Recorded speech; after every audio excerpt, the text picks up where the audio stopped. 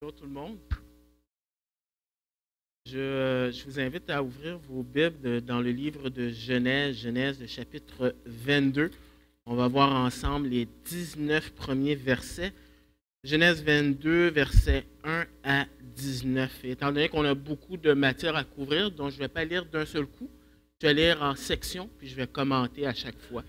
Mais juste avant, je vais prier.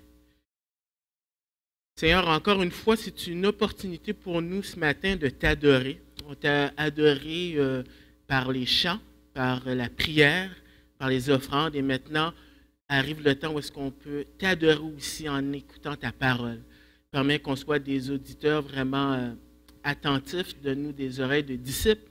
Et permets que ta parole puisse faire un effet dans nos cœurs, qu'elle puisse produire du fruit dans notre famille, dans notre lieu de travail, à l'école, à Laval, au Chili et jusqu'aux quatre coins du monde. Dans le nom de ton Fils Jésus, Amen.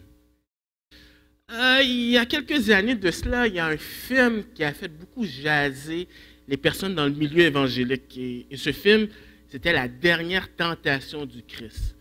Alors, je ne sais pas si vous avez déjà vu ce film-là. Moi, je ne l'ai jamais vu, mais on raconte que lorsque Jésus est à la croix, Satan en profite pour tenter Jésus et lui dit, écoute, descends de la croix parce que c'est évident que Dieu le Père ne veut pas que tu souffres puisque Abraham, lorsque Abraham allait tuer son fils, Dieu l'a interdit. Donc, à plus forte raison, toi qui es le Fils de Dieu. Et le texte de ce matin relate cette histoire qui est le sacrifice d'Isaac. Et si vous êtes chrétien depuis un certain nombre d'années, probablement vous avez déjà entendu ou lu ce passage. Et certainement la foi d'Abraham est mise en évidence parce que Hébreux 11, au verset 17, parle de cela. Mais dans le chapitre de Genèse, Genèse 22, le fil conducteur, c'est le sacrifice d'Isaac. C'est sûr qu'Abraham, sa foi et son obéissance est mis de l'avant, mais qu'est-ce qui détermine ça? C'est le sacrifice. Parce qu'Abraham a obéi à ce que Dieu lui a demandé, qui est le sacrifice, de sacrifier son fils. Donc, c'est pour ça que j'ai intitulé le titre de ce message un sacrifice pour que tu puisses vivre. Et je vous propose de voir 3 points qui tournent alentour de ce fil conducteur qui est le sacrifice d'Isaac. Du verset 1 au verset 2, on va avoir un sacrifice qui est demandé. Du verset 3 au verset 10, on va avoir un sacrifice qui est préparé. Et du verset 11 au verset 19, on va avoir un sacrifice qui est substitué. Alors tout d'abord, un sacrifice demandé. Donc on a les 2 premiers versets qui disent « Après ces choses, Dieu mit Abraham à l'épreuve et lui dit « Abraham ». Et il répondit « Me voici ». Dieu dit « Prends ton fils, ton unique, celui que tu aimes, Isaac, va-t'en au pied de Morija, et là, offre-le en holocauste sur l'une des montagnes que je te dirai. La première chose que j'aimerais faire avec vous, c'est d'attirer votre attention sur les mots « après ces choses », qui ici jouent le rôle d'un marqueur. Alors, c'est quoi un marqueur? Un marqueur, ça nous indique, lorsqu'on regarde un texte narratif, quand est-ce que commence l'histoire et quand est-ce que se termine l'histoire. Et on voit au verset 20, c'est répété encore après ces choses. Donc, on sait que l'histoire ne s'arrête pas à la fin du chapitre, au verset 24, mais ça s'arrête au verset 19. Mais qu'est-ce qui s'est passé? C'est quoi ces choses-là? C'est le contexte qui nous le dit. Le contexte, il faut voir le chapitre 21. Chapitre 21, il y a 3 choses qui se passent. Du verset 1 au verset 8, on a la naissance d'Isaac, qui est un événement quand même heureux, parce qu'après 25 ans d'attente, à l'âge de 100 ans, Abraham a enfin le fils de la promesse. Mais à partir du verset 9 jusqu'au verset 21, c'est une section plus triste, c'est Ismaël l'aîné qui doit partir. Parce que déjà, il y avait une tension entre les deux. Et la Bible est claire pour mentionner que le fils de la promesse ne peut pas cohabiter avec Ismaël. Donc Ismaël s'en va. Et du verset 22 au verset 34, bien, il y a la sécurité en Canaan. C'est-à-dire qu'Abraham s'arrange pour rentrer en alliance ou en contrat avec des rois de la place, dont Abimelech, pour s'assurer qu'il ne va pas l'attaquer. Parce que même si Dieu a promis à Abraham que tout Canaan lui appartiendrait, Pour l'instant, il vit en minorité. Il y a juste un enfant avec lui. Et il a intérêt à être en accord ou en paix avec les autres nations alentour de lui. Donc, si moi, il fallait que j'écrive la vie sur Abraham, j'aurais terminé avec le chapitre 21. Parce qu'il y a de la sécurité, le fils de la promesse est là, il grandit, donc on pourrait dire tout est bien, qui finit bien. Mais le chapitre 22 nous étonne, parce que Abraham doit passer une épreuve. Et ce qui est étonnant, c'est l'auteur de cette épreuve-là, c'est Dieu. Le sujet est clair, on dit que c'est Dieu qui mit Abraham à l'épreuve. Ce n'est pas Satan, ce n'est pas les Cananéens, ce n'est pas Abimelech, c'est Dieu. Et d'ailleurs, dans certaines traductions, ce mot-là veut dire tenter. Vous savez quoi? C'est la première fois dans la Bible que le mot épreuve vient, et c'est associé pas avec Satan, c'est associé avec Dieu. Alors, est-ce qu'on se dit, est-ce que Dieu met des épreuves pour qu'Abraham puisse tomber et pécher? Mais lorsqu'on étudie la Bible, il faut toujours regarder le contexte, il faut regarder l'ensemble des Écritures pour voir qu'est-ce que les autres passages disent. Et Jacques 1, verset 13 est clair, dit que Dieu ne tente personne. C'est-à-dire, il ne met pas un appât devant nous pour nous faire ensuite trébucher. Ça, c'est Satan qui fait ça. Mais lorsque Dieu met des épreuves, c'est pour renforcer notre foi, ou aussi mettre en évidence qu'est-ce qu'il y a dans notre cœur. Parce que la Bible est claire là-dessus, il ne faut pas se leurrer. Jérémie dit que le cœur de l'homme est désespérément tortueux. Qui peut le sonder, le connaître? C'est Dieu. Et c'est très facile de mettre un masque le dimanche matin. On n'a pas la capacité de lire dans le cœur des gens. Et on peut avoir un langage très évangélique. On peut même prêcher en avant, chanter, prier. Et pourtant, on fait la comédie. Et des fois, Dieu doit susciter des épreuves pour révéler vraiment aux autres, ou aussi à nous-mêmes vraiment qui l'on est. Par exemple, dans Exode, le chapitre 16, verset 4, Dieu envoie la manne dans le désert et il explique pourquoi. Il fait ça pour voir si le peuple obéit de façon superficielle ou si c'est authentique ou si c'est vrai. Et dans le verset 12 de ce chapitre 22, on voit le résultat de l'épreuve avec Abraham. L'ange dit, « N'avance pas ta main sur l'enfant et ne lui fais rien, car je sais maintenant que tu crains Dieu et que tu n'as pas refusé ton fils, ton unique. » En d'autres mots, Abraham est en train de prouver qu'il est plus intéressé au donateur qu'au don. En d'autres mots, il aime Isaac, mais il aime Dieu beaucoup plus. Isaac n'est pas une idole. Et des fois, il faut faire attention parce que j'ai l'impression des fois qu'on renverse les choses. On aime Dieu pas pour ce qu'il est, mais pour ce qu'il peut nous donner. Il y a un danger avec ça. Le danger, c'est que si on n'a pas ce qu'on obtient, si on a de la souffrance, la maladie et plein de problèmes, on est déçu après Dieu et on quitte l'Église, on ne veut rien savoir de Dieu. Mais Abraham, ici, nous montre que qu'est-ce qu'il y a dans son cœur? C'est qu'il craint Dieu. Mais déjà, ça, c'est étonnant que l'auteur de l'épreuve, c'est Dieu, mais l'objet de l'épreuve aussi, c'est encore plus étonnant, ou si étonnant, c'est Isaac. Mais Dieu ne dit pas Isaac tout de suite. Il parle du général jusqu'au plus spécifique. Il parle, il dit son fils, son unique, et c'est vrai parce qu'Ismaël était parti, celui que tu aimes.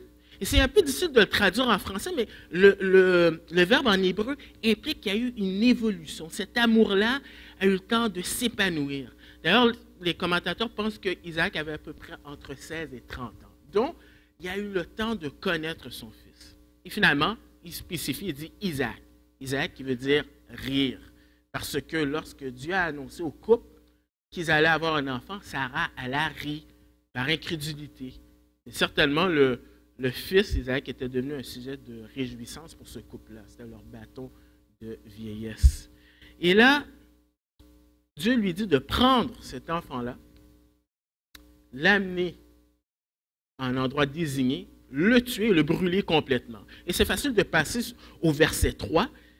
Et si on se remet dans les pieds des auditeurs de l'époque, qui sont les Juifs, lorsque Moïse est en train d'écrire le Pentateuque, ces gens-là sont en état de choc parce que cela va à l'encontre de qu'est-ce qu'ils avaient appris.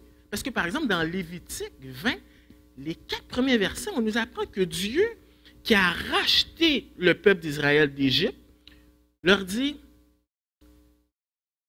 vous m'appartenez. Je suis un Dieu qui est saint, soyez saints. Vous êtes consacrés à moi. Donc, votre comportement doit être différent du comportement des autres nations. Et qu'est-ce que faisaient les autres nations? C'est qu'ils prenaient leurs enfants, ils les tuaient, puis ils les mettaient au feu pour Moloch. Et selon les archéologues, cette pratique-là se faisait aussi à l'époque du pays d'Abraham Ur. Donc, on est en train d'avoir une tension entre une promesse de Dieu et en même temps un ordre de Dieu. Et pourtant, c'est ça l'épreuve d'Abraham et c'est le sacrifice qui est demandé. Je ne sais pas pour vous, mais si moi j'étais celui qui écrivait cette histoire-là, j'aurais mis l'emphase sur la tension, le conflit qu'il y a entre un père qui aime son fils et on pourrait spéculer tout ce qu'Abraham a vécu. Mais Moïse, qui est inspiré par le Saint-Esprit, ne met pas l'emphase sur ça. Ne met pas l'emphase sur qu'est-ce qu'il ressent, mais qu'est-ce qu'il fait. L'obéissance. Ça, c'est important. De se rappeler que des fois, Dieu met j'aime ça dire des thermomètres ou des façons d'évaluer notre relation avec Dieu. Parce que il ne suffit pas simplement de dire « je t'aime Jésus » pour vraiment voir l'état de notre relation avec Dieu. Un des critères, c'est l'obéissance. D'ailleurs, c'est ce que Samuel a dit à Saül, que Dieu préfère mieux l'obéissance que les sacrifices. C'est un bon examen pour chacun, dont moi le premier, pour avoir vraiment une juste évaluation de ma relation avec Dieu. Est-ce que je suis obéissant? Et on peut lire le programme de la Bible en entier autant de fois que l'on veut, mais si on ne met pas en pratique ce que la Bible dit, on manque quelque chose. Alors, Abraham, qu'est-ce qu'il fait? Finalement, c'est qu'il démontre son obéissance de façon concrète avec la préparation du sacrifice. Versets 3 à 10. Et ça commence avec d'abord son voyage à Morija, 3 à 5. On voit la préparation au voyage. Alors, le verset 3 nous dit « Abraham se leva de bon matin ». Alors, probablement, la discussion qu'il a eue avec Dieu était durant la nuit et probablement avec un message comme celui-ci, on ne dormirait pas trop. Donc, il se lève très tôt le matin. On le voit en train de préparer les effectifs pour son voyage. Moyen de transport, un âne. Il scella son âne. Il prend avec lui 2 serviteurs. Peut-être parce que le chemin qu'il doit faire de Beersheba, parce que c'est là qu'ils étaient, jusqu'à Morija, c'est à peu près 70 km.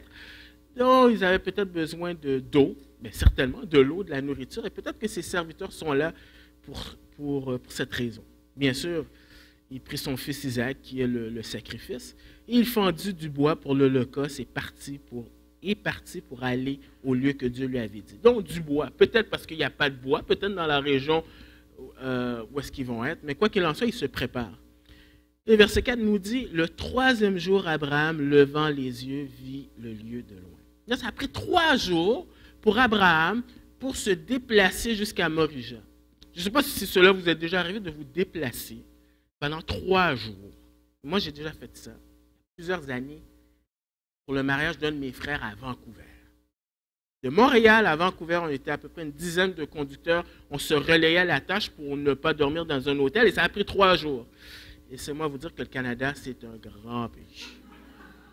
Si vous êtes capable de dépasser l'Ontario, c'est déjà une chose. Mais ensuite vient les plaines. Excusez s'il y a des gens qui ont de la parenté là, mais c'est plate, c'est pas pour rien là.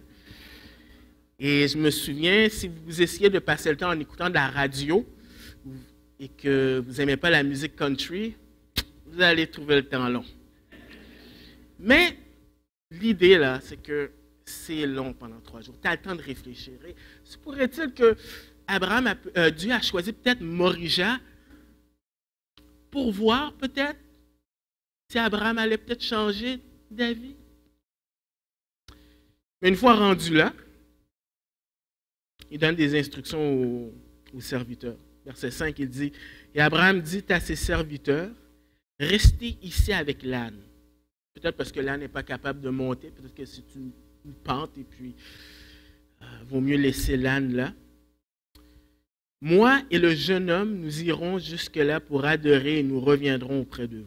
C'est intéressant, le mot jeune homme peut être traduit par adolescent et c'est un mot qui est utilisé pour faire référence à Ismaël au chapitre 21, pour faire référence aux serviteurs, pour faire même référence aux soldats qui accompagnaient David. Donc, il ne faut pas avoir dans notre tête l'image d'Isaac comme un petit enfant de 7-8 ans, mais on peut penser quelqu'un entre 16 et 30 ans.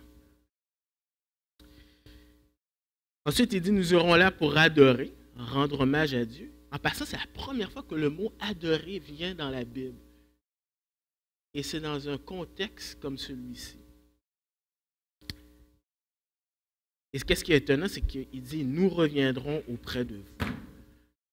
Alors, ou bien Abraham est un menteur, ou bien Abraham est quelqu'un qui se ferme les yeux à la réalité. Mais c'est l'Épître aux Hébreux qui nous dit qu'est-ce qui était dans la tête d'Abraham. C'est Hébreux 11, verset 17, dit « C'est par la foi qu'Abraham offrit Isaac lorsqu'il fut mis à l'épreuve et qu'il offrit son fils unique, lui qui avait reçu les promesses et à qui il avait été dit « En Isaac, tu auras une postérité appelée de ton nom. » Il pensait que Dieu est puissant même pour ressusciter les morts. Et aussi, il retrouva son fils, ce qui est une préfiguration. Donc, probablement, dans ces 3 jours, peut-être qu'Abraham a pensé à ça. C'est quand même étonnant, parce que c'est seulement à partir du temps d'Élie et d'Élisée, des centaines d'années plus tard, qu'on voit des gens qui sont ressuscités. Alors, une fois qu'Abraham est rendu là, il faut qu'il marche au sommet de la montagne, du verset 6 à 10. Au verset 6, on nous dit, Abraham prit le bois pour l'Holocauste, le chargea sur son fils Isaac et porta dans sa main le feu et le couteau, et ils marchèrent tous deux ensemble. Alors, quelques éléments que j'aimerais souligner avec vous. Le fait qu'il donne le bois à Isaac, ça semble indiquer vraiment que ce n'est pas un petit enfant. Isaac est assez fort pour soulever le bois. Ensuite, il prend du feu. Peut-être que c'est une torche, peu probable s'il monte et que ça prend un certain temps, peut-être que la torche va s'éteindre. Alors peut-être que c'était un récipient qu'il avait avec la braise ou peut-être un caillou pour faire du feu, mais quoi qu'il en soit, il a avec lui aussi un couteau. Et ce mot couteau, c'est le même mot qui est utilisé dans le livre des Juges. Vous connaissez l'histoire du livre des Juges, cette femme lévite qui s'est faite violer et puis que finalement le lévite prend un couteau puis le coupe en 12 morceaux et l'envoie aux tribus. C'est le même couteau qui est utilisé. Donc, c'est extrêmement aiguisant. Et finalement, qu'est-ce qu'il a dans ses mains? Il a les accessoires pour tuer son fils. Et c'est dans ce contexte-là qu'il y a un dialogue entre Abraham et Isaac.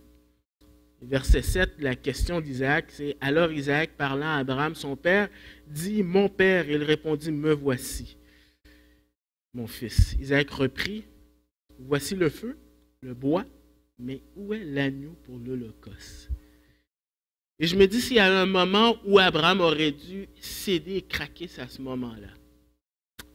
Pourtant, la réponse d'Abraham, Abraham répondit, « Mon fils, Dieu se pourvoira lui-même de l'agneau pour l'Holocauste. » Et ils marchèrent tous deux ensemble. Abraham, finalement, est en train de dire, Dieu va s'arranger avec ça. C'est Dieu qui a initié, qui a demandé cet holocauste-là. Il va régler les détails. Il y a un élément de foi dans la part d'Abraham qui est un modèle pour son fils.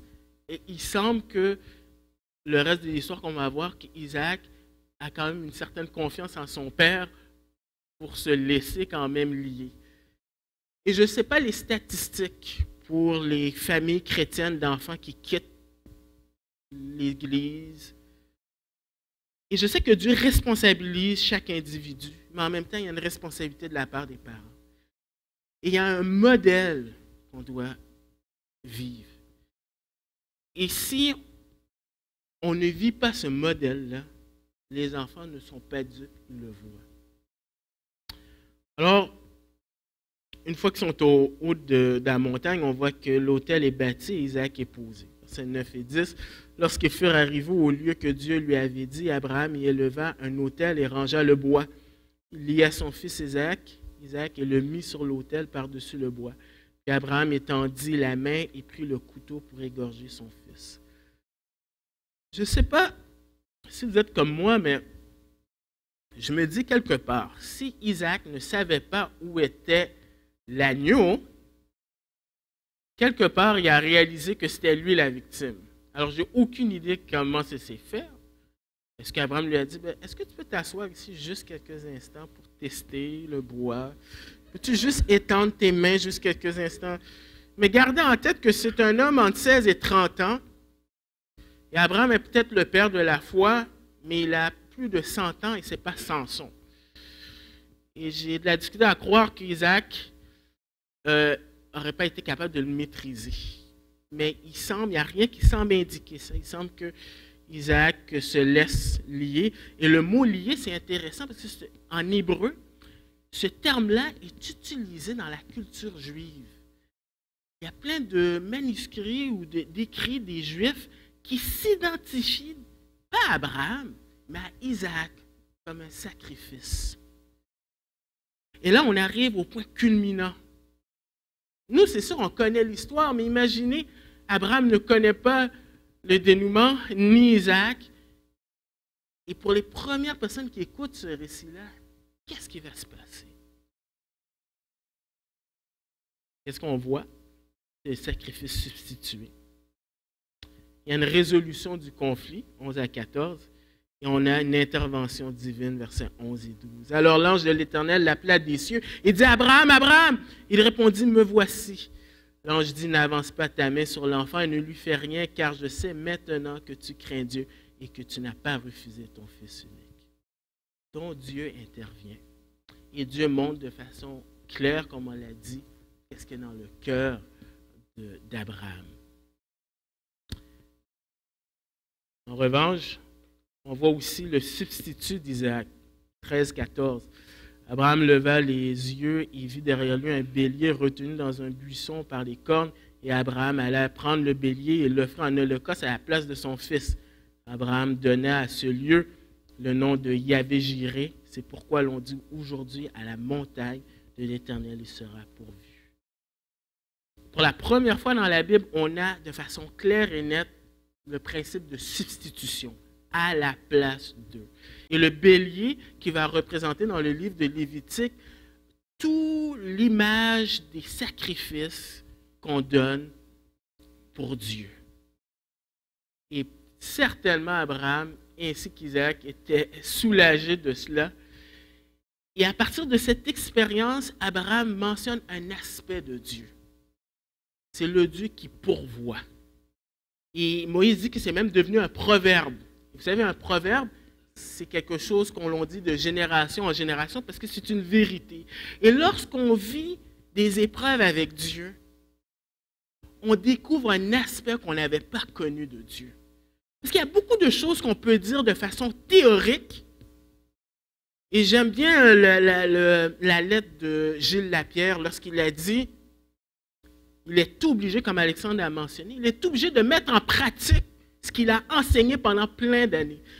Et j'imagine que si cet homme-là, Gilles Lapierre, devrait prêcher un jour le psaume 23, il va savoir qu'est-ce que ça veut dire. Donc, à travers ça, Abraham présente un autre aspect de qui est Dieu, le Dieu qui pourvoit. Et nous aussi, on sait que Dieu pourvoit parce qu'il a envoyé son Fils pour nous. Alors, s'il y a une résolution du conflit, c'est quoi le résultat du dénouement? Bien, Dieu confirme ses promesses, versets 15 à 18. L'ange de l'Éternel appela une seconde fois Abraham des cieux et dit, je le jure par moi-même, parole de l'Éternel, parce que tu as fait cela et que tu n'as pas refusé ton fils, ton unique, je te bénirai, je multiplierai ta postérité comme les étoiles du ciel, comme le sable qui est sur le bord de la mer, et ta postérité possédera la porte de ses ennemis. Toutes les nations de la terre seront bénies en ta postérité parce que tu as obéi à ma voix. Au verset 19, on dit, Abraham étant retourné vers ses serviteurs, ils se levèrent et s'en allèrent ensemble à Beersheba, car Abraham demeurait à Beersheba. On ne sait pas, mais il semble que c'est peut-être la dernière fois qu'Abraham va entendre Dieu lui parler. Il ne faut pas avoir cette notion qu'ils étaient constamment en dialogue. Mais si c'est la dernière fois que Dieu va parler à Abraham, il veut le rassurer. Et qu'est-ce qu'il dit? Ça va arriver. Il veut tellement l'assurer qu'il va utiliser le mot « jure ». Je jure. Dans les 66 livres de la Bible, c'est la seule fois que Dieu jure. Toutes les autres fois que vous voyez mention que Dieu jure, c'est faisant référence au chapitre 22. Non seulement ça, il utilise un temps de verbe en hébreu qu'on appelle l'infini absolu. Ça veut dire quelque chose qui est certain. Si je dis, je vais aller manger au Barbies après le culte, ce n'est pas la même chose que si je disais, certainement je vais aller manger au Barbies. Donc, il renforce en disant ça. Et en plus, Hébreux 6 dit que Dieu ne peut pas jurer par quelque chose qui est plus supérieur à lui. Finalement, c'est toute l'autorité de Dieu qui est mise dans cette promesse-là. Et finalement, ces promesses, c'est un nombre. Et c'est rassurant pour lui parce qu'il est vieux et il y a juste un enfant. Ensuite, un élément qui est rajouté dans ces promesses-là, parce qu'il y a dit des promesses dans Genèse 12, dans Genèse 15, dans Genèse 17, mais ici, il y a un élément nouveau, tu auras une victoire sur tes ennemis. Et ça, c'est rassurant pour lui, parce que maintenant, Abraham vit dans un contexte où il doit faire des alliances avec les autres pour ne pas se faire attaquer, et Dieu lui dit, tu auras la victoire sur tes ennemis. Et ça, c'est intéressant pour le peuple d'Israël lorsqu'ils entendent ça, parce que quand ils entendent ça, ils sont dans le désert. Et qu'est-ce qui arrive dans le désert? C'est qu'ils s'en vont pour conquérir Canaan. Et qu'est-ce qu'il y a à Canaan? Il y a les géants. Mais ça, c'est important de se rappeler de cette promesse-là lorsque Moïse raconte cela. Donc pour eux, c'est encourageant aussi. Aussi l'influence qu'il va avoir sur toutes les nations. Il y a quand même une question qu'on doit aborder. Dieu dit, parce que tu as obéi, voici les conséquences. Alors, on peut se demander, est-ce que finalement, il est béni parce qu'il a obéi ou bien c'est par la foi? Mais quand on regarde l'histoire d'Abraham, toutes les fois que Dieu a donné ces promesses-là, c'est Dieu qui a pris l'initiative. Même quand Abraham a gaffé, même quand Abraham a envoyé 2 fois sa femme à 2 personnes différentes pour que ces personnes-là puissent marier son épouse, Dieu a quand même réitéré sa promesse. Donc, il n'y a pas une contradiction, mais c'est plutôt une application de ce qu'il vit. Comme on l'a dit, dans ce test-là, Abraham a prouvé qu'il aimait Dieu et ça se démontre par l'obéissance. Jésus a dit, si vous m'aimez, vous garderez mes commandements. Alors, on vient de voir 3 sacrifices, ou 3 aspects plutôt. Un sacrifice qui est demandé, un sacrifice qui est préparé, un sacrifice qui est substitué. Et pour les Juifs de l'époque qui entendent ça, c'est très pertinent pour eux, parce que dans leur histoire, ils savent que Dieu pourvoit des agneaux pour Israël. Pour les premiers-nés, si vous lisez l'histoire d'Abraham, pas Abraham, mais Moïse et le peuple des Juifs en Égypte, la 10e plaie, de voir comment Dieu a pourvu pour le peuple, et plus tard aussi, dans les sacrifices aussi pour les Israélites dans le livre de Lévitique 4 à 7, il y a toute cette histoire d'institution que quelqu'un doit payer le prix à leur place. Donc lorsqu'ils entendent cette histoire-là, ils comprennent très bien l'application pour eux, qu'il y a quelqu'un qui a pourvu pour eux. Et ce n'est pas juste pour eux, pour nous aussi, à Laval. Dieu aussi a pourvu un sacrifice. Parce que ultimement, l'agneau, les animaux, comme l'Épître aux Hébreux dit, ne peut pas enlever le péché, la laideur du péché. Il y a quelqu'un qui doit payer ça. C'est Jésus. Et Jean, dans l'évangile de Jean, Jean 1, verset 29, Jean-Baptiste va dire aux disciples, « Voilà l'agneau de Dieu qui ôte les péchés du monde. » Et contrairement à ce que le film de la tentation, la dernière tentation de Christ, Jésus n'est pas descendu de la croix, mais Jésus est resté à la croix. Car Dieu a tant aimé le monde qu'il a donné son Fils unique, fait que quiconque croit en lui ne périsse point, mais qu'il ait la vie éternelle. Comme application pour nous,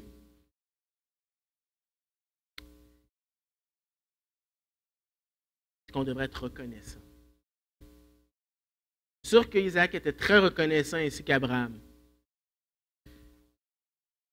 Peut-être que le problème, c'est qu'on est tellement habitué avec Jean 3,16 et l'histoire de Jésus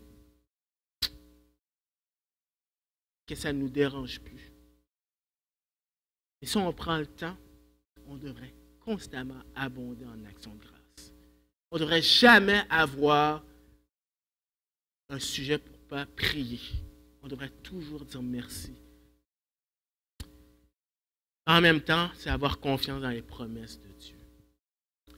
J'aime bien ce chant. Il dit redites-moi l'histoire, redites-moi l'histoire, redites-moi l'histoire de l'amour de Jésus. Et cette histoire-là, elle est même dans l'Ancien Testament, dans le chapitre 22. Prions.